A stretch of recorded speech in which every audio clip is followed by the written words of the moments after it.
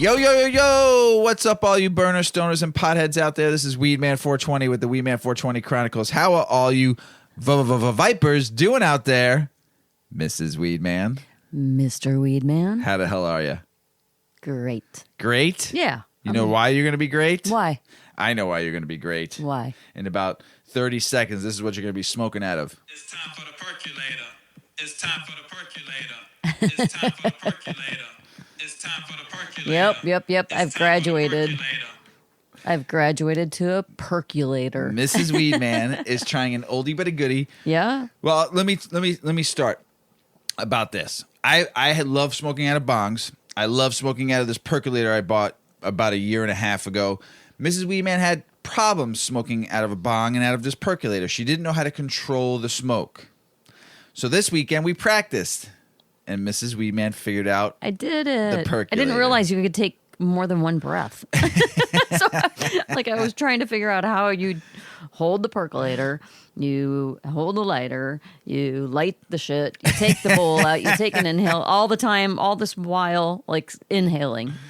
I don't. And then I watched Mr. Weedman do it, and he took 2 breaths. I was, what? It was a game changer. Yeah. And now I could do it. You did it. I did we it. smoked it all weekend. Yeah, it's great. So we smoked it yesterday during Mother's Day. So happy belated Mother's Day to all the moms out there, aunts, Yep. cousins, all the women of the world that take care of kids or have kids in their lives. You're all moms out there, aunts, cousins, friends, whatever. Fur kids, Whatever. human kids, Yes, whatever. we love you all. Happy Mother's Day out there to all the moms in the world, around the world. Hopefully you had a great Mother's Day. We had a nice day. We did. It was great. We went to a bar and we drank Bloody Marys. Yeah. Oh, we had one. I had But 2. I actually finished my Bloody Mary. But you also had a beer. I had a beer. And then we had champagne because someone bought us a glass of Oh, champagne. yeah. We had 3 drinks. Yeah, we did. Oh. And plus, we got everybody high at the bar. Yeah.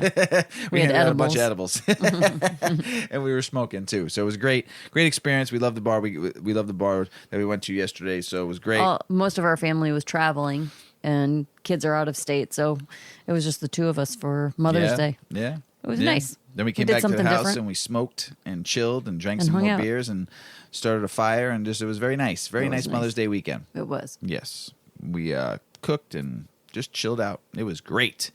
Smoked that percolator. Are we ready? Smoked that percolator. What am I smoking? We are smoking the Weedman 420 Chronicles Experimental Strain. I'm sorry. I know I have some people asking me when am I getting some new stuff to smoke. Here's the deal. I don't go to the dispensary that much to buy weed anymore because I don't have to. I do have some friends right now that have some strains they just got done growing, and they're going to give me a couple of nugs, so I will talk about that on the next show. And if anybody wants to throw me a nug that you home grow, I will be happy to talk about it. Get me the info on it. I'll be happy to give the name who grew it. Talk about your strain, talk about how good it feels and how nice it makes it. So I know if some people have done it to us in the past, we'll take it all. I don't need a lot, just enough to smoke on the show. We'll be happy to give you some shout outs. We do go to dispensaries when we travel, though. Yes. If we leave Illinois. Right, 100%. But Get something it's new. been a while since we've been to an out-of-state dispensary to bring stuff home. And I apologize that I don't go to the dispensary that much to rate new strains, but I will do my best to start doing it better. There you go. All right? Everybody out there in the world that's been asking me to rate more strains. So how was that percolator? I think I took a really big hit. I'm all right. That's good. We'll see. Clean, fresh water. Yeah. Clean the water out every day. Nice. So we're good to go. Tell them about Ozark. Huh. Ugh. Well, I hate to, I don't want to, Don't give them any spoilers, but Yeah, just no tell them spoilers. how you've been enjoying watching it and oh how my gosh. crazy it's been. No, it's just that wife. She's just crazy. She's so intense, and she'll just literally do anything. She will do anything to just satisfy her own needs and wants and pocket. She's crazy. I don't even know it's about the money. She's so hostile. I don't think it's about the money. I think No, it's it's about the power power. and the control. She's all about the power and yes, control. and the control. What is her name? Wendy. Wendy. She's nasty. Ruth is still my fave. I love Ruth. Ruth is best. Yeah. Best. But if you don't watch it, Yes. you should. You should. It's a great Pretty show. good. Well, anything else?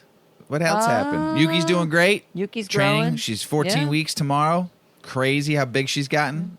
Her head is now over the table. Crazy how big and fast she's got. We had a lot of fun with her though over the weekend. Got a bunch of new toys for her, and we're able to go outside and play 'cause the weather finally got nice. Yay. 80 degrees. Wow. Full spring. That's, of course, we didn't even see spring. No, we're going to go from 50 to 80. Yeah, and we did. 80 and humid. Chicago. So hopefully everybody out there is going to smoke some big fat doinks while you're listening to the show. We appreciate you. Mrs. Weedman, you ready to get going? Let's do it. Let's do it. What is TAC and why should you care about it in your cannabis products? So cannabis is a highly versatile herb. As the world continues to embrace it, millions of people are being introduced to the various cannabinoids to make up the plant. Often the tag TAC can be found written on the packages of cannabis products, but very few understand what this TAC is all about. First of all, TAC stands for total active cannabinoids. It refers to the cannabis profile of a strain. When purchasing a cannabis product or a seed, consumers are able to have more insight into the total cannabinoid content of the strain. With TAC, users can customize their cannabis sessions. The total active cannabinoids of the strain take the focus away from THC alone and directs more attention to other minor cannabinoids in the plant. TAC information informs users about how potent or effective a strain may be when consumed. Most of the time, the TAC is indicated by a cumulative figure. While a few manufacturers choose to disclose the individual properties of the cannabinoids present in the strain, this way, users can effectively decide which product they need at that very moment based on its potential effects. TAC represents the total amount of potency level of various cannabinoids found within a specific cannabis plant. Cannabis plants contain over 50 different cannabinoids, although not all are detectable. Current testing methods can only identify a set of cannabinoids available in substantial quantities. So in reality, the TAC figure is usually less than the exact amount of cannabinoids in the strain. Note that the non-detectable cannabinoids in the strains are inactive or not sufficient enough to induce a notable impact. For cannabinoids to be included in the TAC means they will have some form of influence on the effects that manifest in the user. Cannatech operators are yet to figure out a direct mechanism to identify the mechanism of the individual cannabinoid in the strain. There's a little section about the entourage effect and TAC relationship. We all know the entourage effect is not 100% guaranteed. There's still studies. I just read an article and listened to a podcast that talked about the entourage effect and is it real or not real. I think there's a synergy. I've talked about it before. I think there's midichlorians in our bodies and midichlorians that come from the cannabis plant because I say there's angels in those leaves and in that plant. I believe that there is a synergy between us and the cannabinoids and the terpenes and the flavonoids and all that within the cannabis plant. I think it was made for us.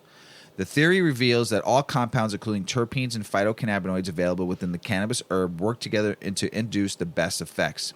The total active cannabinoids figure is very important to the entourage effect. Scientists believe that the TAC reveals how the entourage effects operates, explains why THC and CBD induce better physiology effects when they consume together or in addition with other minor cannabinoids. It's all one. It's all synergistic, ladies and gentlemen, stoners, burners, and potheads. The knowledge of TAC is more beneficial to medical cannabis users. It gives them an indication of what to expect from the entourage effect. On the other hand, recreational users use TAC to improve their smoking or dabbing experience. A few novices in the industry often confuse the meaning of TAC as being total aerobic count.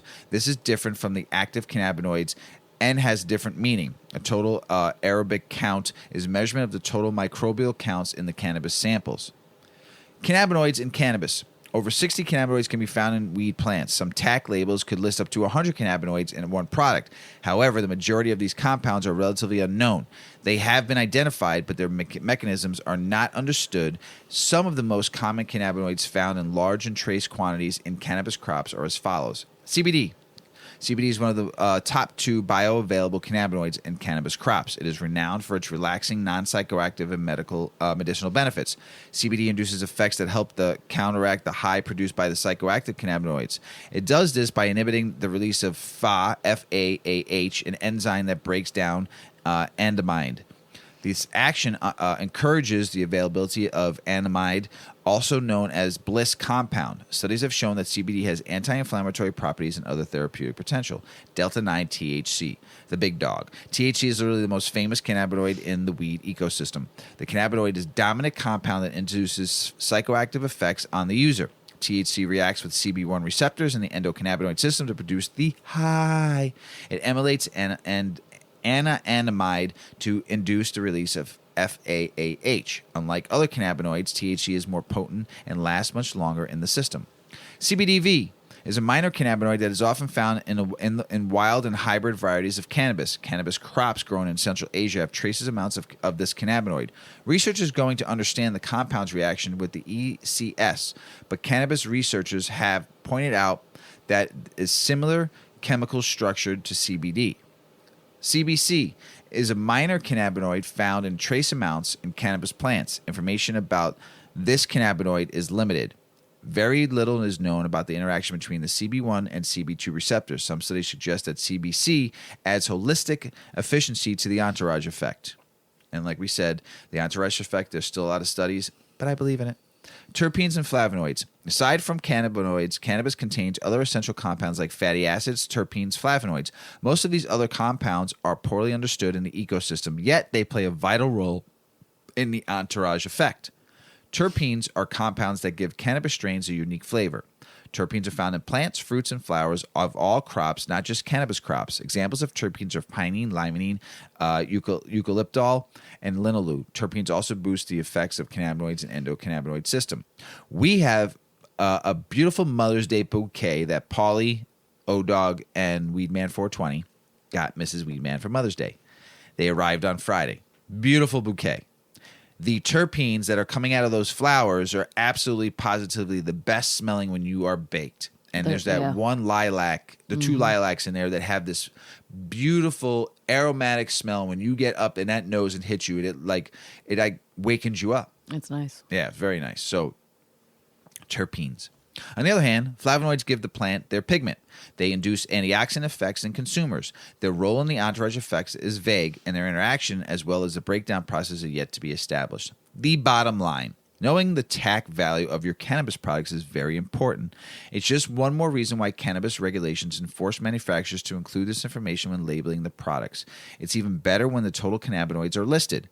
With this information, you can experiment with different product ratios to decipher the concentration that gives you the best cannabis experience. We've talked about the experience before. To me, it's all about the experience when you're smoking.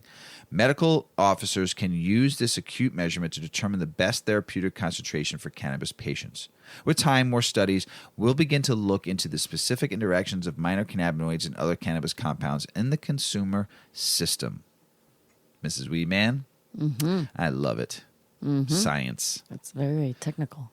Here's something crazy. We've been doing a lot about talking about work and weed lately. Parenting, partnering, weed and work. How do you get away with smoking weed at work? All the good stuff, all the fun stuff. Now you're going to teach them more about how to smoke weed at work. There you go. Not such a bad idea for certain people, right? Well, getting high on the clock is still weirdly taboo. But when you know what you're doing and what strains to smoke, it's actually pretty chill. Let's be honest. Work is boring, repetitive, and worst of all, mandatory, like the longest errand you could ever run. And you know what always improves an errand? Smoking a little weed beforehand. Don't act like you've never thought about it. I can't smoke weed with abandon at my job, can I? Well, as long as you don't work in childcare, at a job that drug tests or requires you to drive, well, then yes, you probably can. Plenty of people do it in their everyday lives because weed helps them focus, makes them a friendlier or more creative employee, helps them manage symptoms like pain or nausea or anxiety. The list goes on and on. So how do all of these people walk the tightrope line between getting high and getting paid biweekly? It all starts with making smart choices about what strain you smoke before clocking in. Lorena Cupcake is a former bud tender who currently works in weed marketing and writes a Weed Maps column named Ask a Bud Tender. Even in the cannabis industry, I'm not showing up to an important meeting blasted out of my brain with red eyes with a bag of Doritos, she told Vice. But that's not necessarily the experience everybody is going to have with cannabis. I've long been one of the people who knows that I can function and I can do what I need to do while being high. Most people know about THC and CBD, but if you want to pick an appropriate strain, you're going to have to do a little research on terpenes, the flavor compound that gives different kinds of cannabis the unique scent and bouquet in weed terminology. According to Cupcake, terpenes influence and modulate the experience that we have from cannabinoids like THC and CBD quite a bit, which means paying close attention to terpenes is a more reliable way to gauge how a strain might impact you than just looking at THC or CBD content alone. Cupcake recommended reaching for strains heavy in 2 specific terpenes, pinene, including alpha-pinene, and limonene. Pinene is the sprucey, evergreen-scented terpene that you're going to find in Northern Lights, Jack Herer, or anything that smells like a dank forest. Pinene actually helps with attention, alertness, and focus, and I usually compare limonene to lemonade powder, like when you open up a container of Country Time lemonade. Oh, remember that? Yeah.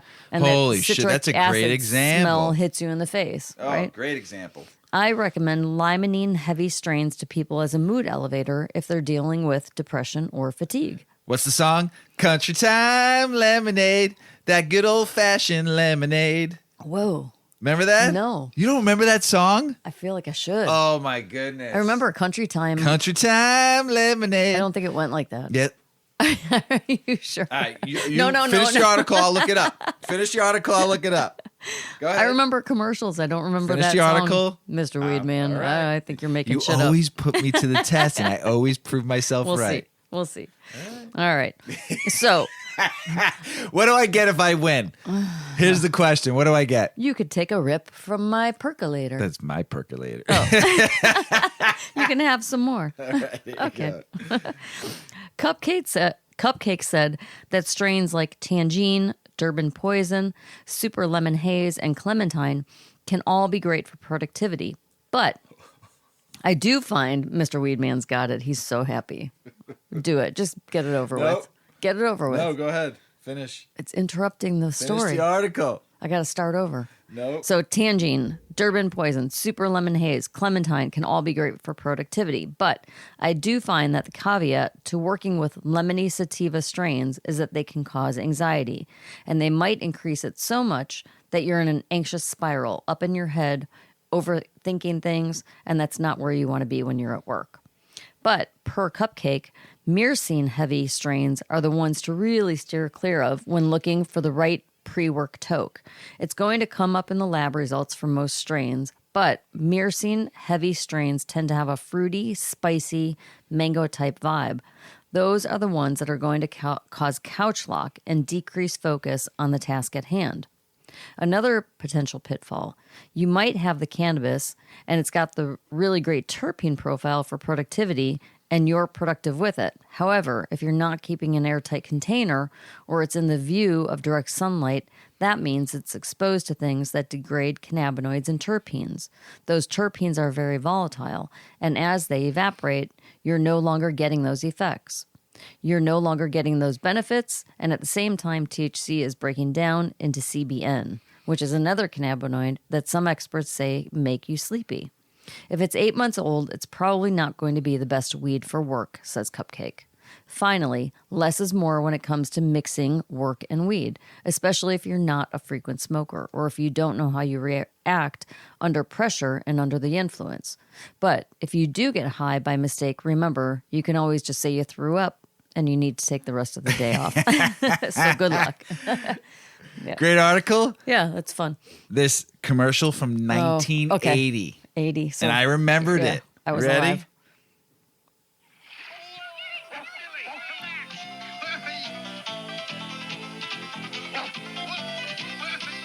Just doesn't want a bath. Well, I know what I want. To taste of good old-fashioned lemonade. Country time. With natural lemon flavor.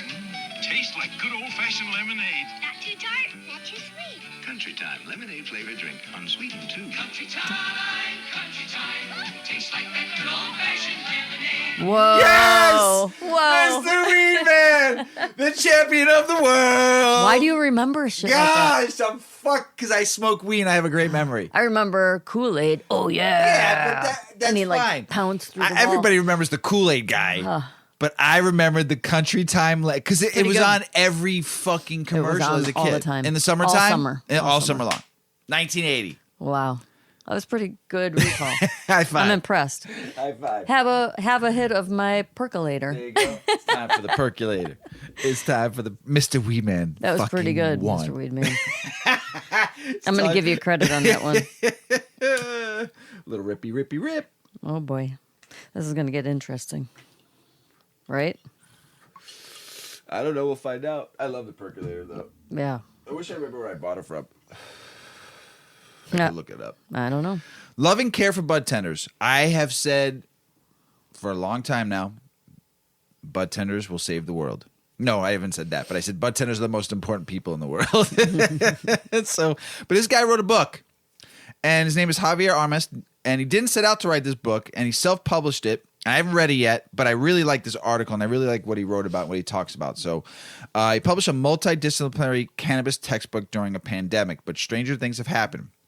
An Oakland native with many past lives as a bud tender, high school teacher, paralegal, and sales rep, Armas now runs his own equity cannabis business, Javier's Organics, and serves on the board of the Bay Area Latino Cannabis Alliance. He's now added Arthur to his list and plans to refocus his career on mentorship and grassroots community organizing. Good for him. His book, Bud Tender Education Volume 1, is available in paperback and ebook and all that stuff, but it is sold in select dispensaries in the Harborside in Oakland, California Street Cannabis Company in San Francisco. It comprises of 22 essays and just over 100 pages that Armas initially posted to his LinkedIn feed before and during the pandemic quarantine. The essays address topics he felt were lacking in the cannabis literature of the last decade, including indigenous agricultural practices, cannabis potential in Lebanon, and the decades of activism that communities in the Bay Area have contributed to the plant's decriminalization. While it's not necessarily the first book of its kind, Armas says that the intersections of the global health crisis, a racial justice movement, and big leaps in cannabis legislation prompted him to work his writing into a book that not only addresses the big changes in the industry in the past year, but also contextualized centuries of cannabis history for the vastly educated frontline workers, vastly under eradicated. Sorry about that, everybody. Not undereducated. I fucking deeply apologize about that. Under eradicated frontline workers, the bud tenders. Armas calls bud tenders the key industrial link between brands and patients, as they are most often directly responsible for what a recreational consumer or patient buys in the store. But while most dispensaries look like Apple stores nowadays, bud tenders occupy a unique space that goes beyond that of a retail clerk or a genius. They are often asked to perform like a doctor, prescribing treatment, or a sommelier, pairing strains with people's taste. Yes, yes, yes. It's somewhat trying to be a textbook without really being a textbook, says Armas. Bud tenders are so neglected, exploited, overworked, nobody cares about them. Mr. Weedman cares. Mrs. Weedman cares. We talk about you guys a lot and gals a lot. My pedagogical trainings is looking at actions and learning, and as a bud tender, I think it's very relevant because you learn from this practice with a theoretical underpinning of science, history, politics, law, and then a little sliver of physiology. And then 14-year-old Armas coming of age in North Oakland, cannabis was much an identity as a means of financial opportunity. He would eventually graduate from both selling dime bags and high school, earning a history degree from University of California, Santa Cruz. After graduating in 2006, he moved back to the Bay Area and started bud tending full-time in the age of California Senate Bill 420, which had built on the existing proposition of 215 of 1996 to establish dispensaries where registered patients could procure medical cannabis. There were no standard operating procedures, nor was there software to track cannabis through the supply chain, seed to sale. Most of his coworkers had learned about cannabis from selling it illicitly, basically on the traditional market, rather than reading books by informal cannabis scholars like Ed Rosenthal or Jorge Cervantes. Feeling underappreciated and unfulfilled, he left cannabis to teach high school history for the Oakland Unified School District for 5 years, and later worked as a civil rights paralegal for another 5. By the time California voters had passed Proposition 64 to legalize recreational cannabis, and he rejoined the industry as Jetty Extract sales rep, but the industry problems of greedy investors, pushy sales reps, including dispensary workers, hadn't gone away. It was clear to Armas that action needed to be taken in order to move the industry forward.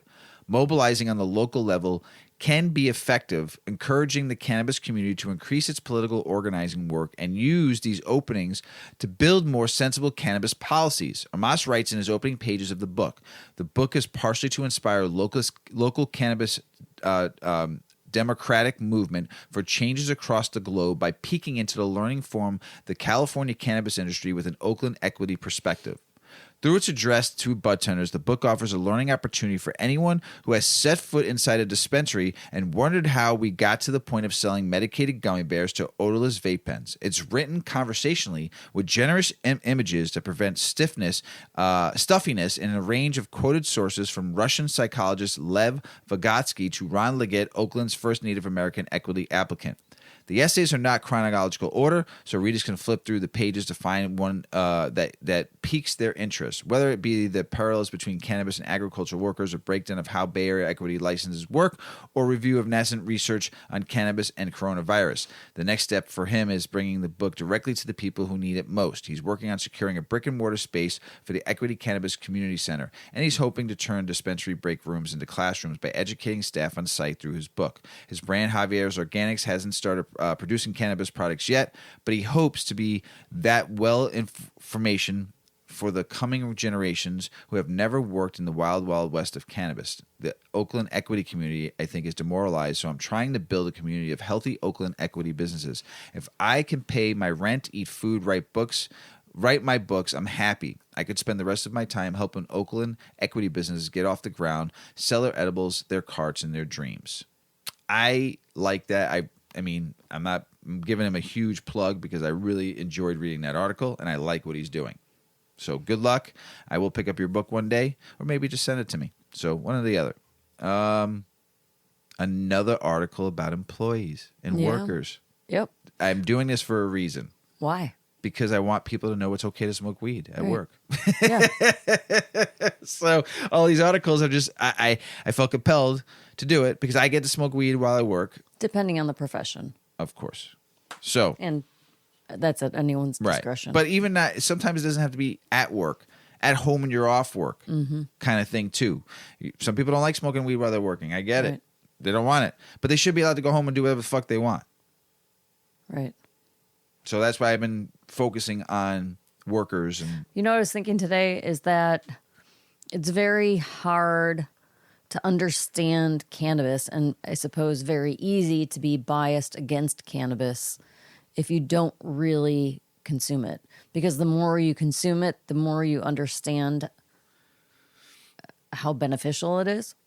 And you understand how... You figure shit out when you're on cannabis. Yeah, you figure out how it makes your body and your mind feel. And without that experience, it's all kind of nostalgic talk. Like, oh, you're a stoner. Oh, all the cliches, all the stigmas. Right. But also just a lot of misunderstanding. Yep. Everybody just needs to do it for, like, it should be an assignment. Everybody, when you're like high. 25, you got to be high for a year. And then you can decide if you don't like it. All right, 6 months. You should know in 6 months what it's all about. But And there's some people I know that have tried it and truly don't like it. right. I get it. It's not for them. I'm not saying it's for everybody. It's not. I think it should be for like 99.9%. Yeah. You might have like I think that you just don't 0.1% understand that like it or don't like it. Yeah. Without really using it, not just a few times, like really understanding how you feel on it. It's very hard to, like, I could see if you were a doctor being annoyed when people come in and worried and concerned if they come in like thinking they had a cannabis overdose. Right.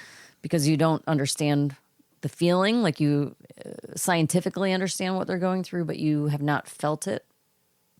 Most likely, if you're a PhD, you're a medical doctor, you're not smoking weed. A lot of doctors, I think, I don't know every doctor, but some of the might doctors smoke in that the I've evenings, right? On their days or they off. smoked in college. Right. But not all. And so if you think of it from a clinical perspective, it messes you up a little bit, I suppose, for a moment if you've had way too much of it. Yeah, But it's not like, but I did, well, anyway, we'll get into this article because I'm just babbling right now. I'm really high. it's time for the percolator. It's time No, for the it's percolator. not. It's time for the percolator. All right. So that last one was about, hey, if you work at a job where you think you can get high, well, get high and see how you do. This one is about nearly 1/3 of employees at major companies used cannabis while working. Yep, 1/3 of employees, in the financial, tech, or corporate services sector have used cannabis while working or during a work day, according to a new survey. The survey by the professional social media outlet Blind found nearly 29% of workers at some of the largest companies in the country have used cannabis at work or while working from home in the last 3 months, according to a News Observer report. The 2,500 workers surveyed worked at 35 companies in the financial, tech, or corporate services sector. The survey asked about both medical and non-medical cannabis use. I have spent most of my pandemic high, said one response from a software engineer at Wayfair. I haven't noticed it affecting my performance that much. Most of my work on my plate is pretty simple anyway. A majority of workers at Robinhood and Splunk said they have consumed cannabis on the job in recent months. The financial sector workers consume less cannabis, with 33% of employees at companies like Goldman Sachs and JP Morgan Chase saying they have used cannabis on the job in the last 3 months. Hell yeah. That's a little, I don't know if I want my banker high while they're moving money But around. sometimes not. You know what? You might be really focused. I'm better with numbers when I'm high than when I'm not high. Yeah. For some reason, I can't get it when I'm fucking not high. Numbers. Get high. I do. Less than 20% of workers at other firms like Apple, Coinbase, and ServiceNow reported using cannabis while working. The News Observer points out that a 2021 Gallup poll found over half of Americans have consumed cannabis in their lifetime, and 18 states and Washington, D.C. have legalized adult-use cannabis, implying these on-the-job cannabis consumption findings are not outside the norm in 2022. I use it recreationally to be more focused. I find technical topics much more enjoyable and insightful with that focus, a verified MathWorks employee said. It helps me think more abstractly. So again, to each his own. Really. Yeah. And it depends on what your job is. But 100%. Yep. At least be able to smoke it when you get home. Right. Like I think they wind up screwing that law in Jersey with the cops, the off-duty cops. When they were off, they could smoke at home, but I think they were fixing that and saying they couldn't. But Oh, they changed. I think they changed it. So stupid. I'd rather see a cop smoke weed off-duty than drink. Yeah. Cops get angry when they drink. Not all, but A lot. they see a lot of shit. Yeah. They need to smoke that weed. Mm-hmm.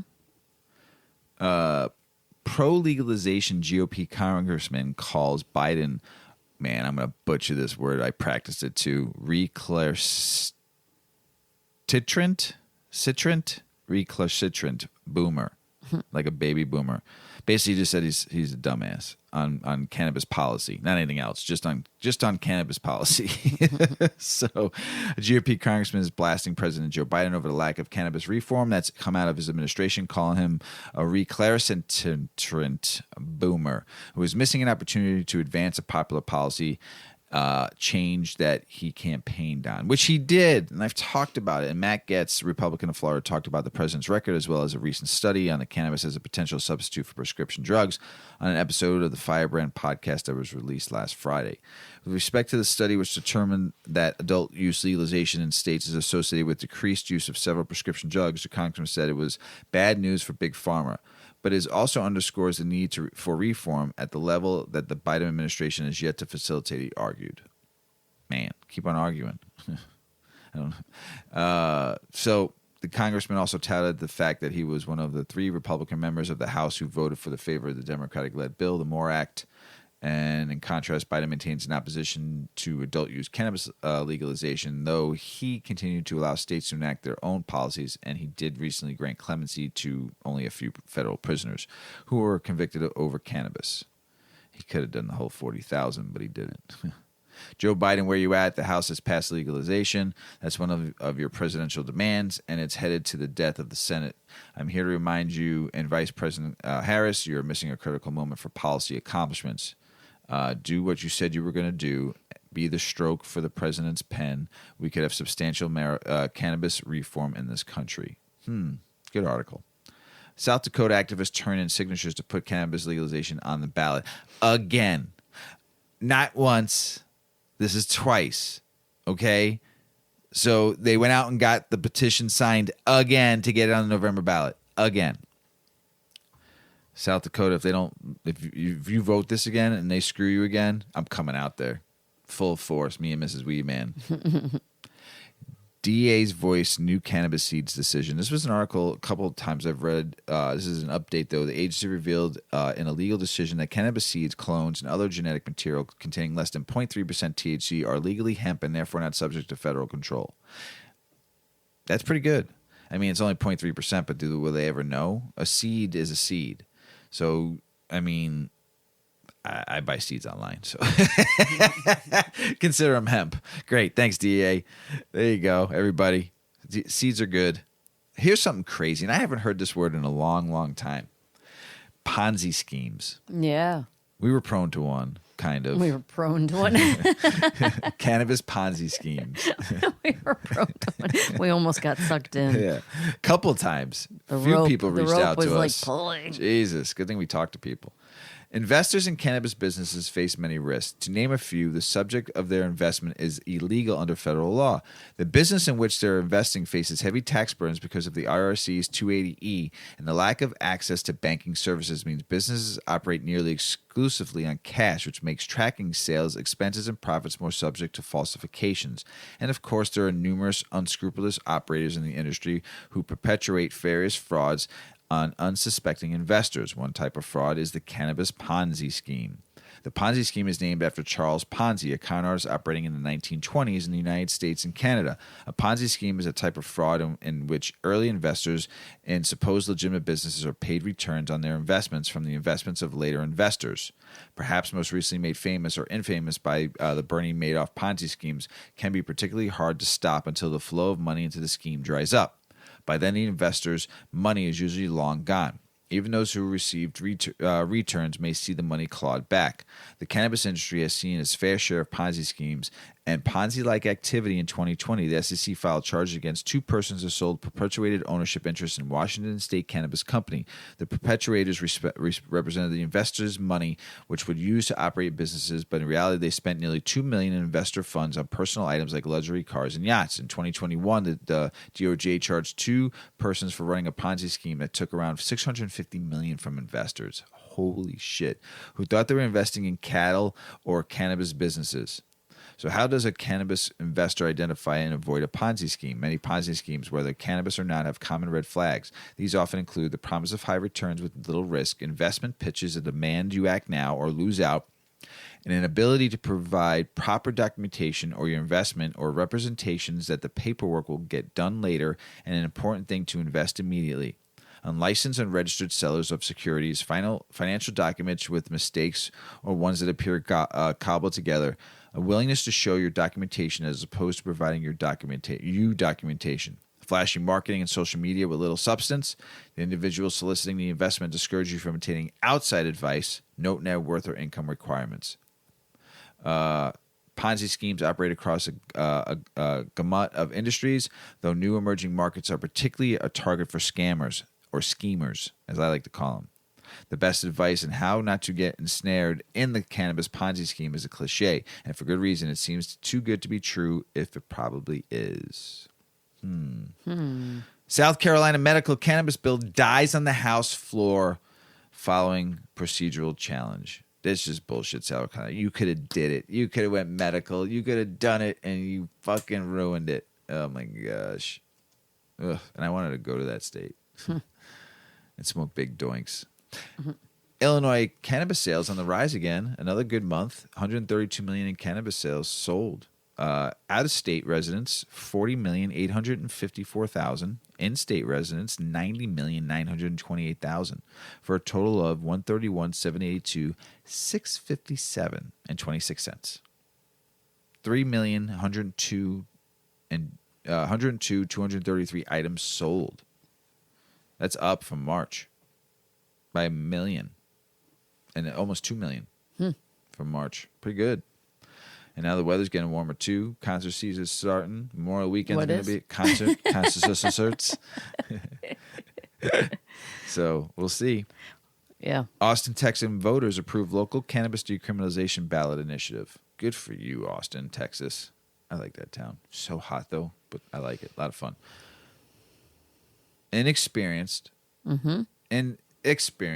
new, returning smokers, users of cannabis.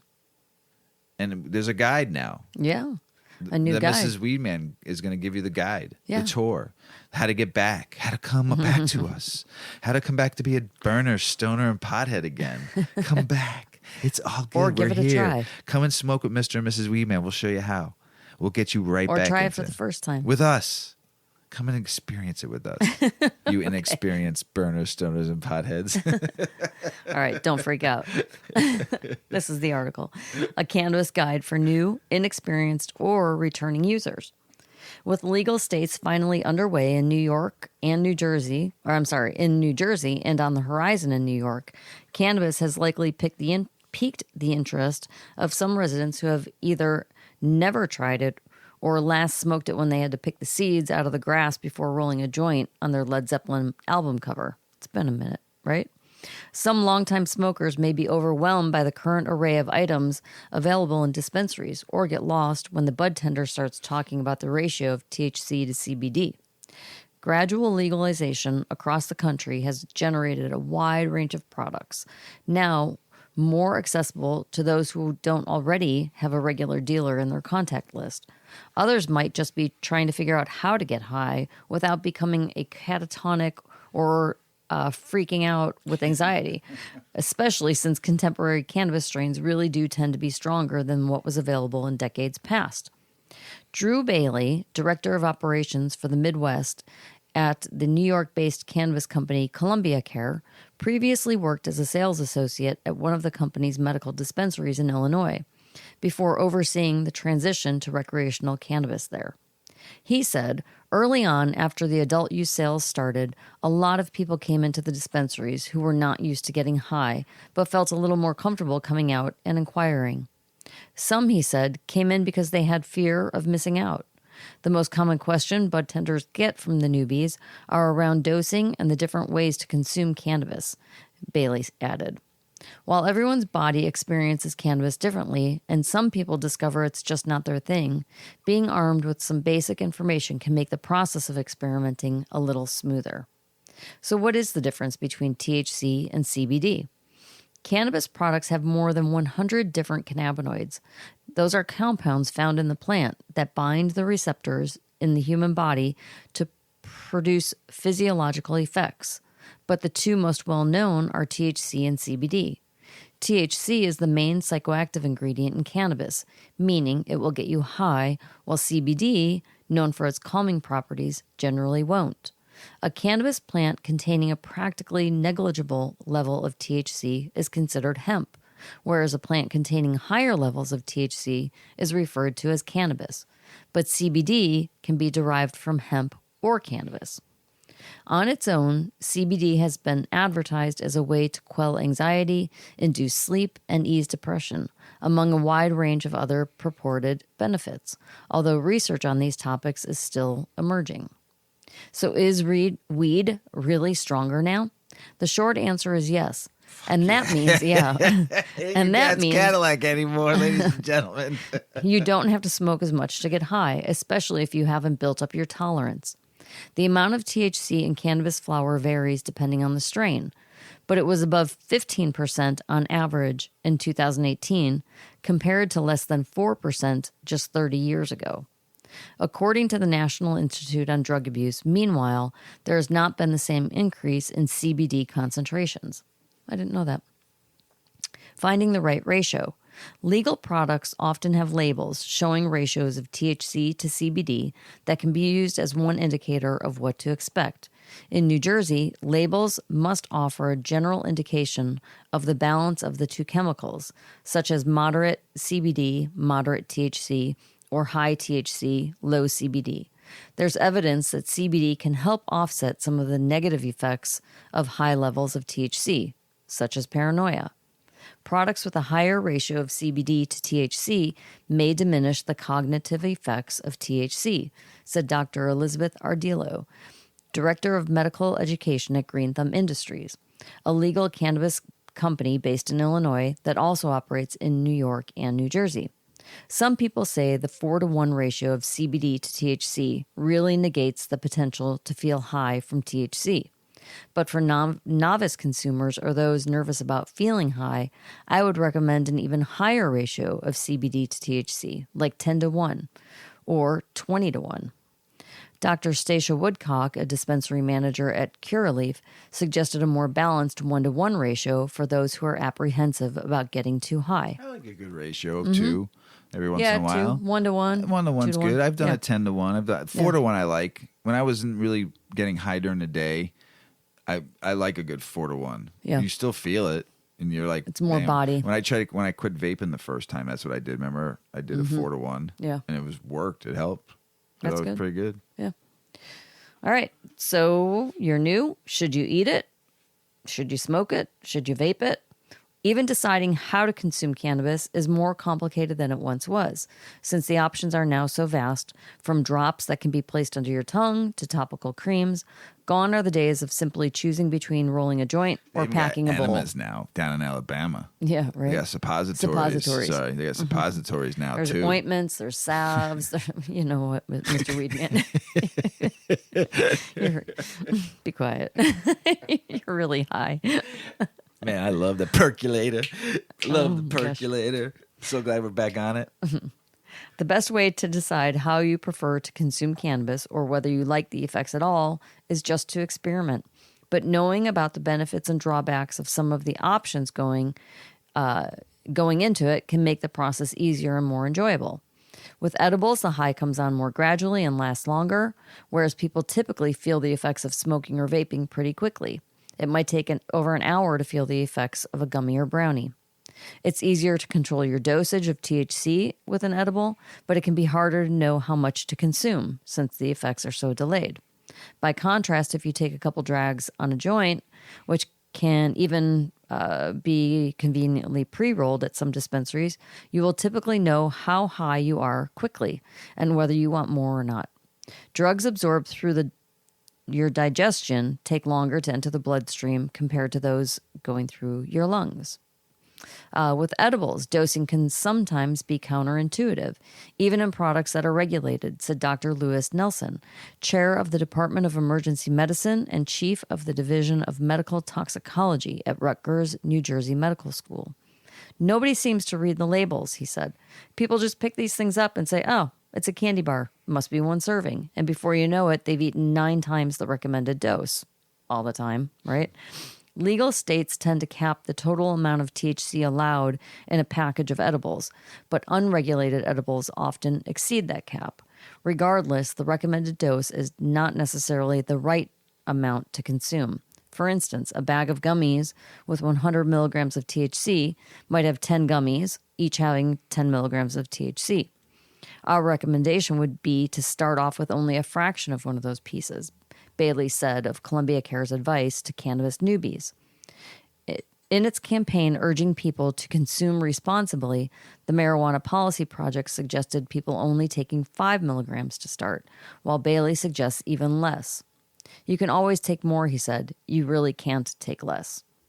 When it comes to smoking, dosing is a little trickier. This nifty calculator from the Los Angeles Times estimated how many milligrams of THC you're inhaling based on what strain you're smoking and how fat your joint is. But it's important to remember, we have to look that up, the nifty calculator. But Sounds nifty. But it's important to remember that there are lots of variables and everyone is different. A vape pen is also a convenient option that gets you high quickly and doesn't have the same smell as a joint or bowl. Although some research shows it can make the effects of THC even stronger. So what do you do if you get too high?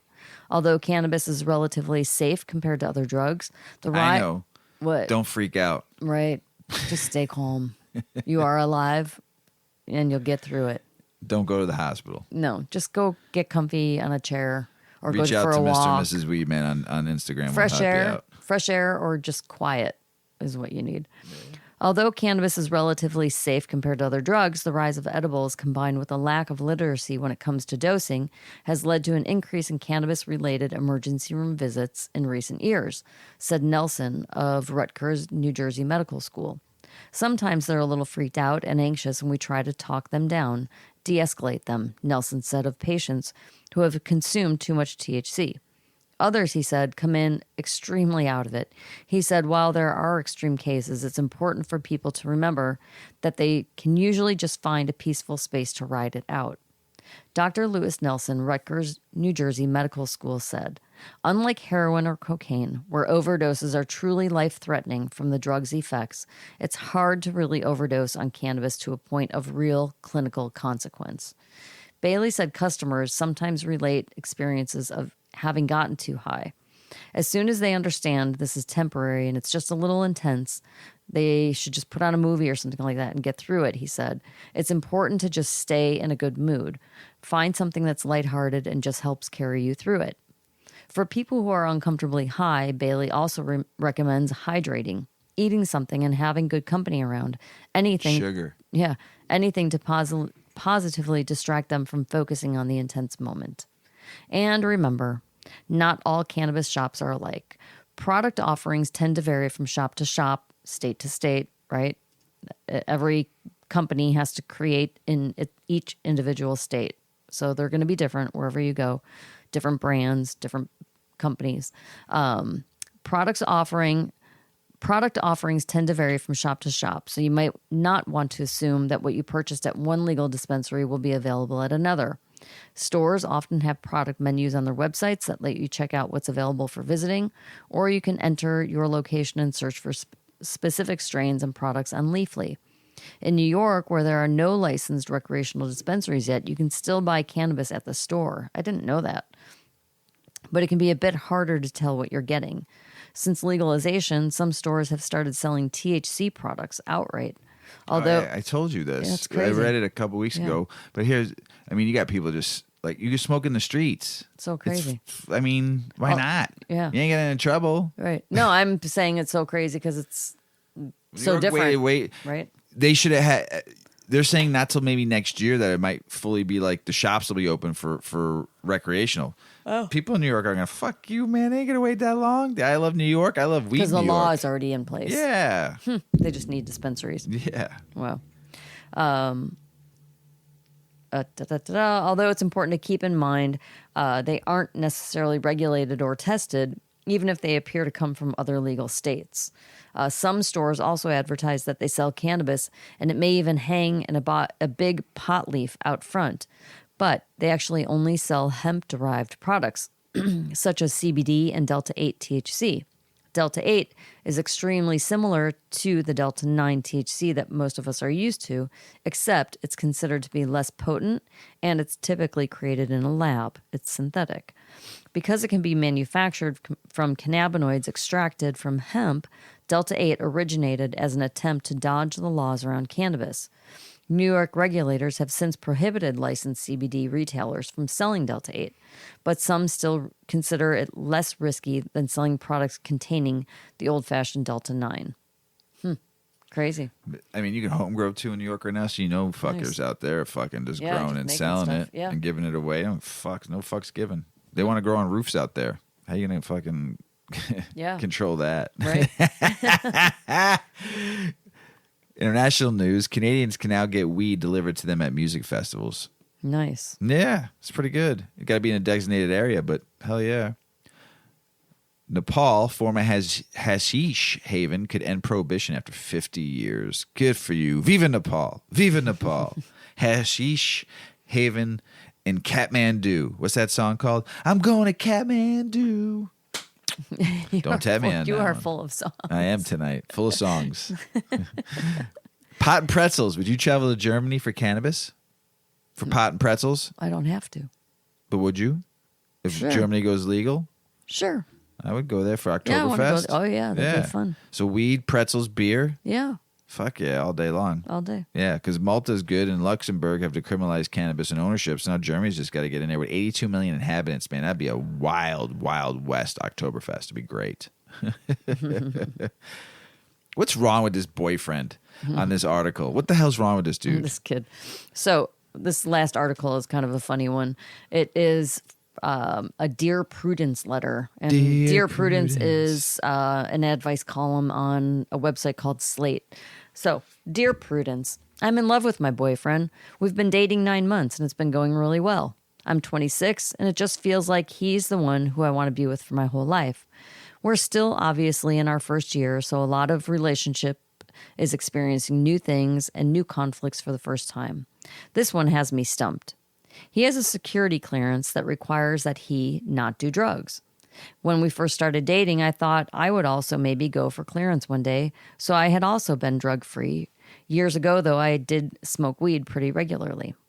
He said that was important to him that I was drug-free. 9 months later, I'm completely rethinking my career and want to start partaking again casually. I was so excited because I really enjoy it, and I was just letting him know I would be happy to keep it a secret from him so he can remain ignorant for clearance reasons. I was shocked when he said that smoking was actually a deal breaker, and if I choose to, he would break up with me. He previously smoked as well before quitting to get his clearance.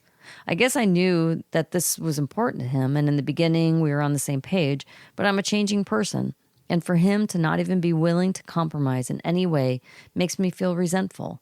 He's turning it into a, you're choosing marijuana over our relationship. But I feel more like my desires are being ignored because he won't even talk to me about it. I'm worried this is the beginning of a pattern where he asks something of me that I might change my mind on, and instead of becoming a conversation, it becomes an ultimatum. He says marijuana is the only thing he feels strongly about.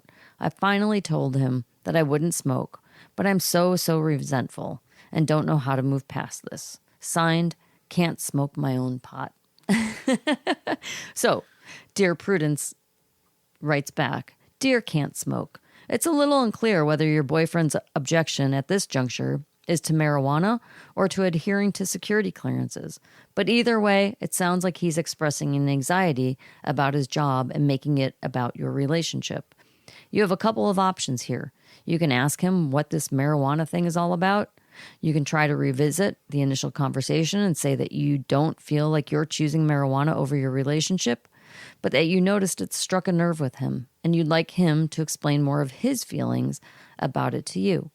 Or you can tell him that ultimatums are usually not workable in a relationship dynamic for you and ask him to come up with another way of communicating his desires.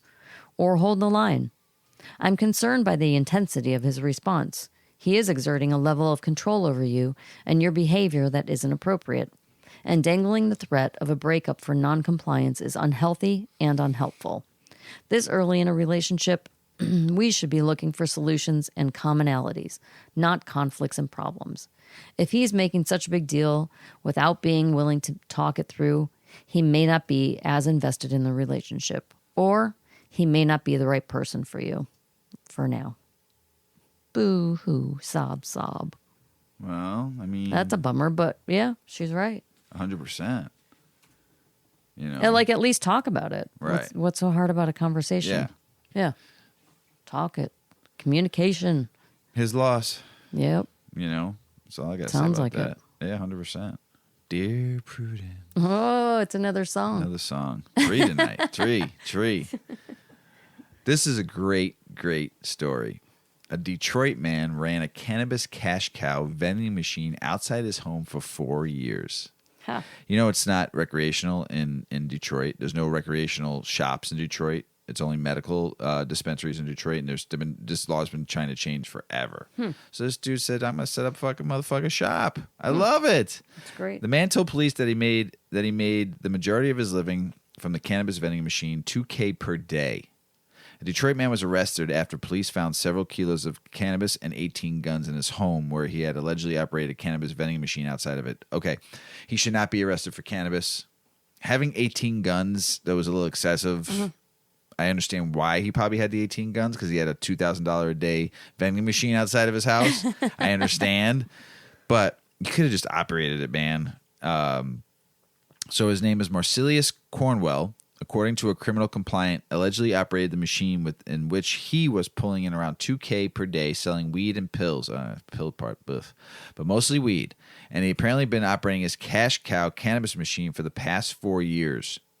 Police officials, according to YXYZ, conducted surveillance of Cornwall's residence and participated in 2 controlled suspected weed purchases from the cannabis vending machine during February and March of 2022.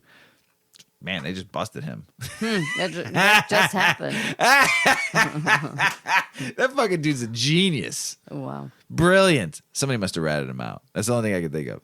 Then they conducted search warrants in March, and the last known address and ultimately arrested Cornwall and another man. Cornwall told police that he made the majority of his living from the vending machine, and at $2,000 per day, he clearly made quite a good living. Fuck yeah, he did. Yeah, he good did. for him. Detroit, it says here, Detroit to finally allow sales in shops, that is. After months of delay in early April, Detroit City Council finally passed an ordinance allowing sales of adult-use cannabis to begin. Well, I still fucking... I think that dude is genius. I mean, $2,000 a day, a vending machine. Oh, my goodness. Brilliance. I'm sure there's another one out there somewhere in someone's home or out front of their house where people go and get weed. There's got to be another one somewhere. I just want to go try to do it, just to say I did. Mrs. Weedman, man, what a good show. Episode 98. Yeah. 2 more to 100. I was just thinking about this when you were talking on the last article you were doing. When we get to 100 episodes, it's going to be 2 more. We'll have it by May, before Memorial Weekend, which would be great. And we do an hour show. Average an hour. Sometimes more, but very few that were less than an hour. That's over 6,000 minutes or 60,000 minutes. Yeah, I can't do math right 60 times 100, 6,000 minutes. That's a lot of minutes. now. That is. To talk about It's one a lot of subject. talking. I think it's great. I can't wait. That 100 episode is going to be great. We're going to pop a bottle of rosé champagne. Yay. Have a nice little toast to everybody around the world for sticking with us and listening to us. I'm excited the 100 episodes coming. It's been a long time to get there. Hopefully we can start doing 2 and 3 a week one day. I love that. Get to 300 a little bit quicker. And then the 420th episode, that's going to be live at we're going to rent out a space again and throw the biggest party ever when we get our 420th episode. Yeah. That'll be big party. Well, everybody, thanks out there for listening to us out there in the world. Miss Weedman, you got anything else to say? No, I got nothing. Nothing? I'm pretty quiet. That weed's making me quiet. I love it. It's time for the percolator. It's time See, for it the made you percolator. uppity. It made me like Time for the super, super percolator. mellow. Because I'm so excited you smoked the percolator with me. I've been wanting you to for a while. I want to get I got to find this company because I wanted them to put a WM420 logo on there or an 8 Decades logo on there or my mask on there. That'd be kind of fun. That'd be fun. Yeah. Or the mushroom, because this is a Rick and Morty one. They have just their faces on there. I would like them to put the mushroom and the Mr. Weedman claymation characters that we made. That'd be kind of That'd funny be on cute. there too. So, maybe if I can find this company and they will do a collab with us, I think it'd be awesome. So, hey, everybody out in the world, thank you for listening, man. We really appreciate y'all out there. Don't forget, reach out to us, send us DMs. Mrs. Weedman's got her own handles now, social media stuff. We both have, send us emails, and you can find everything on 8decades.com, spelled out 8decades.com or www.8decades.com. You can find all of our information on there now. Yep. Mrs. Weedman's been throwing out some great pics, too, on our social media.